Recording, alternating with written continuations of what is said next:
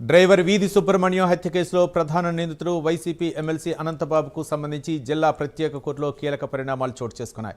సాక్షులను బెదిరించిన కేసులో బెయిల్ పిటిషన్పై వాదనలు ముగిశాయి. జైల్లో ప్రత్యేక సదుపాయాలు, ఇంటి నుంచి భోజనం అందించాలన్న అనంతబాబు విజ్ఞప్తిపై కోర్టు విచారణ చేపట్టగా వైద్య నివేదికలను పరిశీలించిన న్యాయమూర్తి మరిన్ని పరీక్షలకు ఆదేశించారు. రాజమహేంద్రవరం సెంట్రల్ జైల్లో రిమాండ్లో ఉన్న అనంతబాబు తరపు న్యాయవాదులు జైల్లో ప్రత్యేక సౌకర్యాలు, ఇంటి భోజనం కోసం పిటిషన్ దాఖలు చేశారు. గతంలోనే బెయిల్ పిటిషన్పై వాదనలు పూర్తయ్యాయి.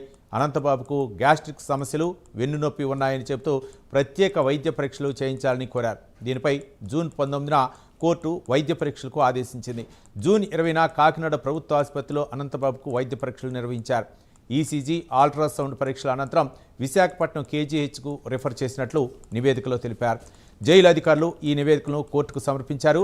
రాజమహేంద్రవరం, కాకినాడలో గ్యాస్ట్రో ఎంట్రాలజీ నిపుణులు లేరని నివేదించారు. దాంతో గ్యాస్ట్రో ఎంట్రాలజీ నిపుణులతో వైద్య పరీక్షలు చేయించి నివేదిక సమర్పించాలని కోర్టు ఆదేశించింది. ఈ నివేదిక వచ్చాక ఇంటి భోజనం, ఇతర సదుపాయాలపై నిర్ణయం తీసుకుంటామని న్యాయమూర్తి స్పష్టం చేశారు. ఇప్పటికే గతంలో ఇచ్చిన బెయిల్ను ఉల్లంఘించి సాక్షులను బెదిరించిన కేసులో అనంతబాబును ఏప్రిల్ 24వ తేదీన సర్పవరం పోలీసులు అరెస్ట్ చేశారు. ఈ నెల అనంతబాబును బెయిల్ పిటిషన్పై, అలాగే సదుపాయాల కల్పన పిటిషన్పై కోర్టు తీర్పు వెలువరించనుంది.